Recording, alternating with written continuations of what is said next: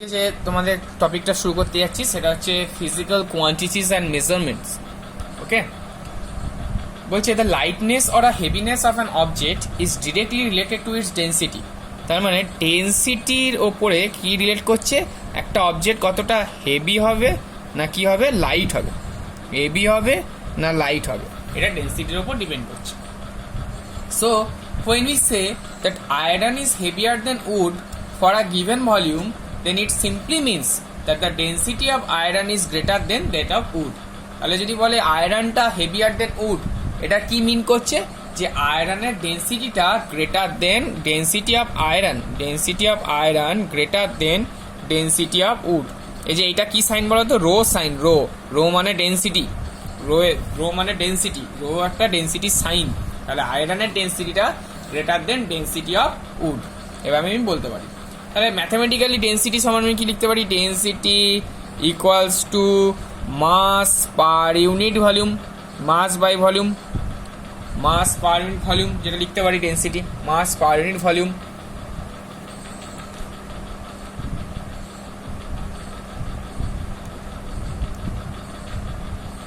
এবার আমরা দেখব যে measurement of density of irregular solid, measurement of density of irregular solid। বলছে to measure the density of a solid both its mass and volume have to be measured। তাহলে density measure করতে গেলে কি কি মেজার করতে হবে, মাস আর কি measure করতে হবে, ভলিউম মেজার করতে হবে। The mass of an solid can be determined with the help of physical balance। তাহলে মাসটা কি দিয়ে মেজার করবে, ফিজিক্যাল ব্যালেন্স দিয়ে, ফিজিক্যাল ব্যালেন্স, মাসটা মেজার করব ফিজিক্যাল ব্যালেন্স দিয়ে, ঠিক আছে। Volume of a regular solid can be found out by using a formula. একটা ফর্মুলা দিয়ে আমি বার করতে পারবো, সেটা দেখাচ্ছি পরে। However there are no formula to determine the volume of irregular solid. যদি ভলিউমের আবার দুটো পার্ট, যদি রেগুলার সলিড হয়, যদি রেগুলার সলিড হয়, রেগুলার মানে একটা পার্টিকুলার শেপ আছে, তাহলে সেক্ষেত্রে আমি একটা পার্টিকুলার ফর্মুলা আছে সেটা দিয়ে আমি বার করতে পারবো ভলিউমটা। কিন্তু এটা যদি ইরেগুলার সলিড হয়, কোনো পার্টিকুলার শেপ নেই, ইরেগুলার সলিড, তাহলে কি নো ডিফাইন্ড ফর্মুলা, কোনো ডেফিনেট ফর্মুলা নেই, নো ডেফিনেট ফর্মুলা যে আমি ভলিউমটা বার করতে পারবো। তাহলে ইরেগুলার সলিডের ক্ষেত্রে আমি ভলিউমটা কি দিয়ে মেজার করতে পারবো, সেটা হচ্ছে মেজারিং সিলিন্ডার দিয়ে করতে পারবো, মেজারিং সিলিন্ডার অথবা সিলিন্ডার অর ইউরেকা ক্যান বলে একটা জিনিস আছে, ইউরেকা ক্যান, সব আমি ডিটেলসে আসছি। ইউরেকা ক্যান, সেটা দিয়ে আমি মেজার করতে পারবো, ঠিক আছে। তো volume of the irregular solid আমি কি করে মেজার করতে পারবো, ইউজিং আ মেজারিং সিলিন্ডার। একটা মেজারিং সিলিন্ডার দিলে আমি কি করে তার ভলিউমটা মেজার করব সেটা আমি দেখাবো তোমাদের। আচ্ছা, তো প্রথমে দেখো মেজারিং সিলিন্ডার, এখানে একটা মেজারিং সিলিন্ডার রাখছি, এ একটা মেজারিং সিলিন্ডার, এই মেজারিং সিলিন্ডারে ধরো মার্কিং আছে, এটা 10 ml, এটা 20 ml, এটা 30 ml, এটা মার্কিং আছে, ধরো এটা 40 ml, এটা 50 ml। তো এইবার কি হচ্ছে, ধরো তোমার এখানে ইনিশিয়ালি এখানে ওয়াটার আছে 20 ml পর্যন্ত, তো এটাকে আমি ধরে নিচ্ছি V1, এটাকে ধরে নিচ্ছি এত ভলিউম ওয়াটার আছে 20 ml, ঠিক আছে। এবার আমি একটা কোনো সলিড ডুবিয়েছি, একটা সলিড ডুবিয়ে দিলাম তারে করে, এই সলিডটা ডোবানোর পরে ওয়াটার লেভেলটা এইখানে উঠে গেল, এটা সাপোজ ধরো 35 ml, তাহলে V2টা কত, 35 ml। তার মানে ভলিউম সমান V2 মাইনাস V1, মানে হচ্ছে 35 মাইনাস 20, এটাই হবে আমার গিভেন ভলিউম। তাহলে এইভাবে আমি ভলিউমটা বার করতে পারি ইরেগুলার সলিডের ক্ষেত্রে, ওকে। তাহলে এইবার ইউরেকা ক্যানের সাহায্যে আমি কি করে মেজার করতে পারি, ইউরেকা ক্যান,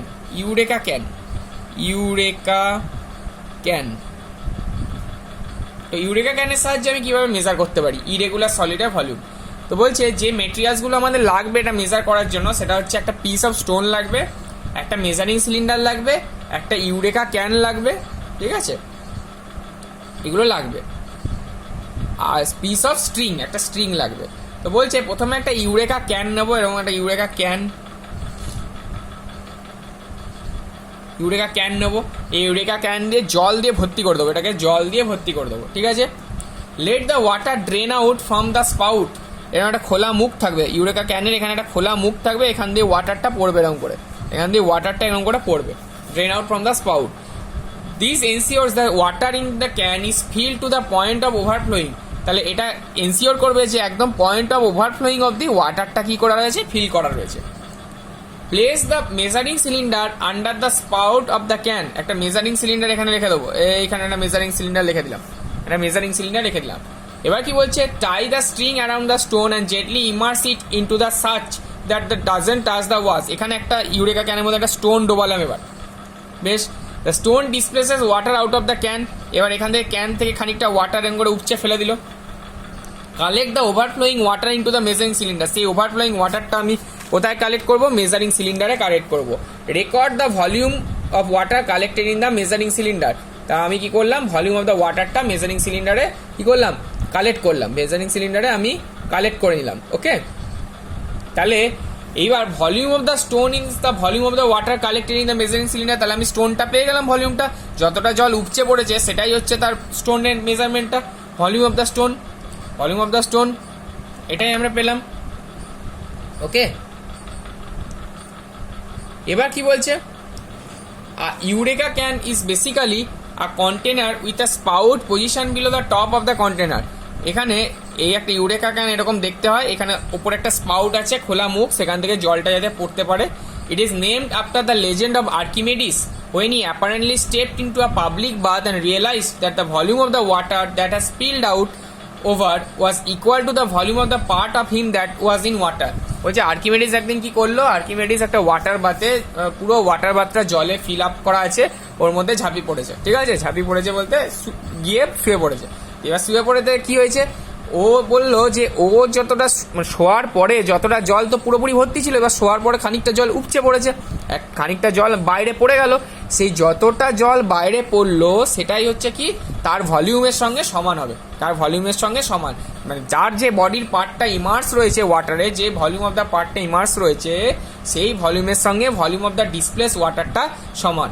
এইবার কি করলো, এবার এইটা ডিসকভার করার পরে সে কি করলো, স্ট্রিটে মানে রাস্তাঘাটে ছুটতে ছুটতে একদম সেই অবস্থাতে ছুটতে ছুটতে একদম চিৎকার করতে করতে বললো যে ইউরেকা ইউরেকা। সেখান থেকেই বেসিসটা হয়েছে ইউরেকা ক্যান, ওখান থেকেই এসছে। Eureka can is also called displacement vessel আর ওভারফ্লো জার। আর একটা নাম আছে ডিসপ্লেসমেন্ট জার বা ওভারফ্লো ভেসেল। ইউরেকা ইউরেকা বলেছে মানে খুব খুশিতে ইউরেকা ইউরেকা করে চেঁচাতে চেঁচাতে পাবলিক বাথ থেকেই ছুটেছে একদম। ঠিক আছে, তো সেটাই হচ্ছে ইউরেকা ক্যান, ওখান থেকেই নামটা এসছে। তখন ইউরেকা ক্যান কি হচ্ছে, ইউরেকা ক্যানও সেম জিনিসটা দেখছি যে প্রথমে ফুলও ফিল আপ করে দাও ওয়াটার দিয়ে, এবার আর কিছু ডোবালেই জলটা উপচে পড়বে। তো আমি তারপর একটা স্টোন ডুবিয়েছি, তো জলটা খানিকটা ক্যান থেকে স্প্লিট আউট হয়েছে, সেই যতটা স্প্লিট আউট হয়েছে সেটাই হচ্ছে ভলিউম অফ দ্য স্টোন, যতটা সেটাই হচ্ছে volume of the water displaced. মানে যে পার্টটা ইমার্স থাকবে তার জন্য যতটা জল উপচে পড়লো সেই পার্টের ভলিউমের সঙ্গে সেটা সমান হবে। এবার একটা নিউমেরিক্যাল সেখান থেকে রিলেটেড দিয়েছে, বলছে একটা মেজারিং সিলিন্ডার, একটা মেজারিং সিলিন্ডার আছে, একটা মেজারিং সিলিন্ডার আছে, সেটা হচ্ছে 50 ml ওয়াটার ভর্তি আছে এর মধ্যে, 50 ml ওয়াটার এর মধ্যে ভর্তি আছে। ঠিক আছে, মেজারিং সিলিন্ডারটার মধ্যে 50 ml ওয়াটার ভর্তি আছে।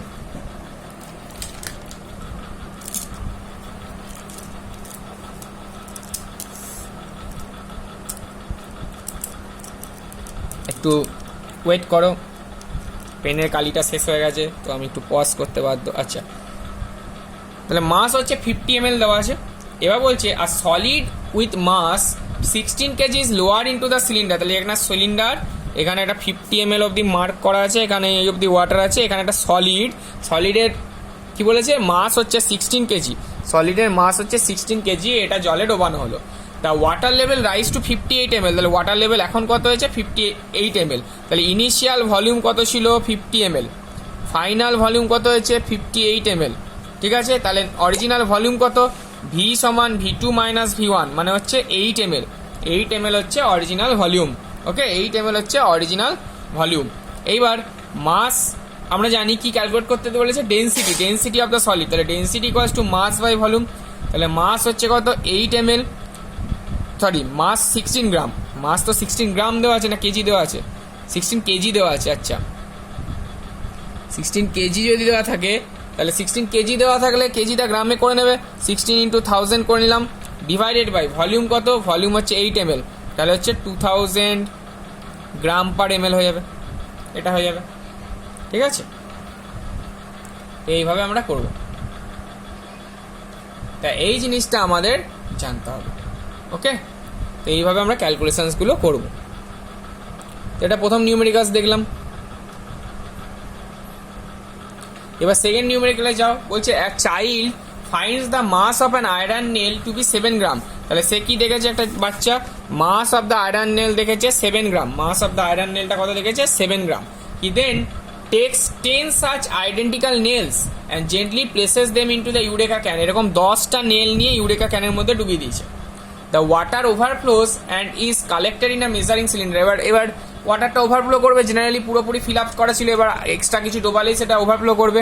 The reading noted down in the measuring cylinder is 9 ml। তাহলে মেজারিং সিলিন্ডারে যতটা জল ওভারফ্লো হয়েছে সেই নোট ডাউন করেছে, 9 ml জল ওভারফ্লো হয়ে পড়েছে। তাহলে density of the iron nail বার করতে হবে। তো একটা আয়রন নেলের মাস কত 7 গ্রাম। তাহলে বলছে 10টা আয়রন নেল কত ml ডিসপ্লেস করেছে, 10টা আয়রন নেল যদি ডোবালাম তখন 9 ml ওয়াটার ডিসপ্লেস হয়েছে এই যে মেজারিং সিলিন্ডারে। তাহলে একটা আয়রন নেলের ভলিউম কত হবে 9/10, তার মানে 0.9 ml। তাহলে ডেন্সিটি কত হবে, ডেন্সিটি সমান মাস বাই ভলিউম, মাস দেওয়া আছে 7 গ্রাম আয়রন নেলের, আর এটা এক একটার কত ভলিউম 0.9, তাহলে এটা করলে আসবে 7.8 গ্রাম পার ml। তাহলে এইভাবে আমরা ক্যালকুলেশনগুলো করতে পারি। আচ্ছা, এবার আমরা চলে যাব, বলছে while reading the volume of a liquid in a measuring cylinder you must ensure that your eye is placed in a horizontal line with the level of the liquid। ধরো এইটা লিকুইড রয়েছে, একদম সোজাসুজি এই বরাবর চোখটা থাকবে, একদম horizontal line of the liquid, এই দিক থেকে কোনাকুনি দেখা যাবে না, একদম হরাইজন্টাল বরাবর এইভাবে চোখটা দেখতে হবে, নাহলে এরার চলে আসবে, নাহলে মেজারিং এর ক্ষেত্রে এরার আসবে, অসুবিধা হবে তখন। আচ্ছা, এবার হচ্ছে measurement of the density of liquids. কি বলছে, it is very easy to measure determine the density of liquids as compare to solids or gases. এবার এতক্ষণ সলিডের ব্যাপারটা ক্যালকুলেশন করছিলাম, এবার আমরা কি করব, এতক্ষণ density of the irregular solid calculation করছিলাম, এবার হচ্ছে লিকুইডস এর ক্ষেত্রে, এবার মেজারমেন্ট হচ্ছে লিকুইডস এর ক্ষেত্রে। তো লিকুইডস এর ক্ষেত্রে আমি কিভাবে দেখাবো, জাস্ট আ মিনিট ওয়েট করে যাও।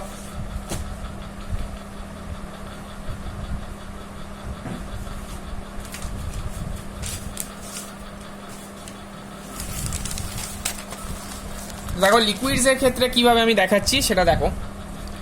বলছে it is easy to determine the density of the liquids compare to that of solids or gases. The mass of the liquid can be measure with the help of a physical balance. তাহলে mass of the liquid কি দ্বারা measure করা যাবে, physical balance, physical balance. তাহলে mass of the লিকুইডটা measure করা গেল physical balance দ্বারা। ওকে, and the volume can be measured with the help of graduated cylinder। তাহলে ভলিউমটা কিভাবে, মেজারিং সিলিন্ডার দ্বারা আমি মেজার করতে পারবো, গ্র্যাজুয়েটেড সিলিন্ডার্স। বলছে let us perform an activity two determine the density of the liquid. আমরা এবার একটা অ্যাক্টিভিটি তৈরি করব যাতে কি হয়, ডেন্সিটি অফ দ্য লিকুইডটা আমরা ডিটারমাইন করতে পারি। ওকে,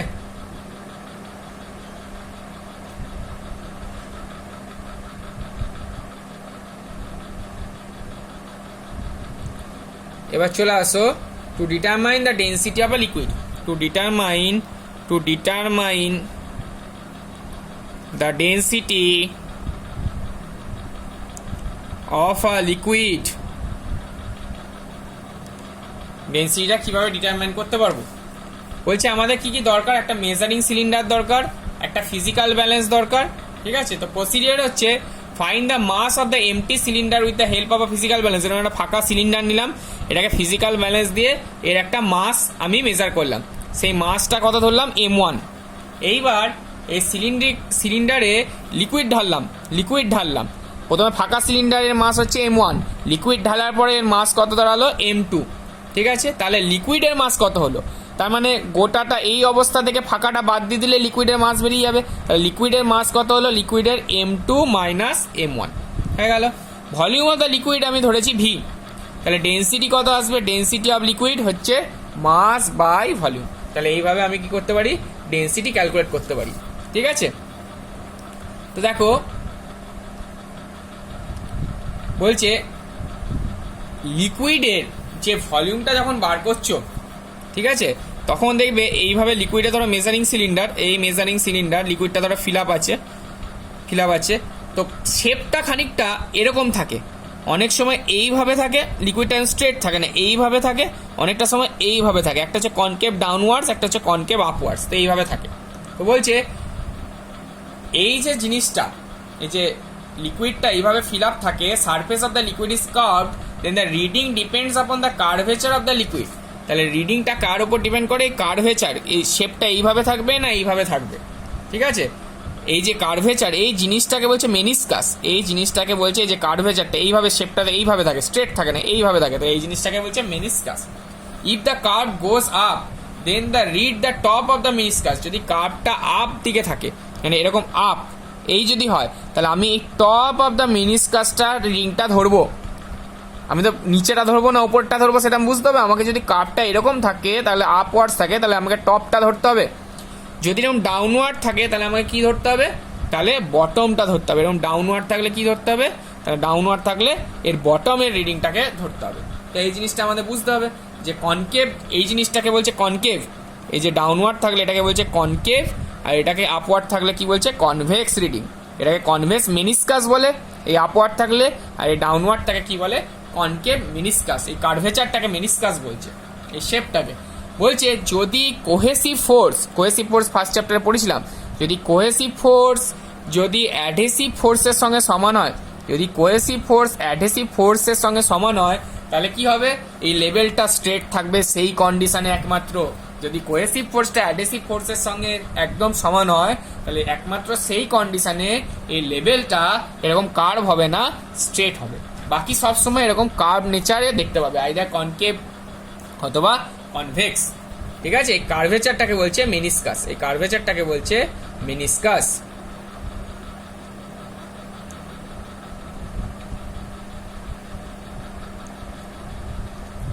আচ্ছা,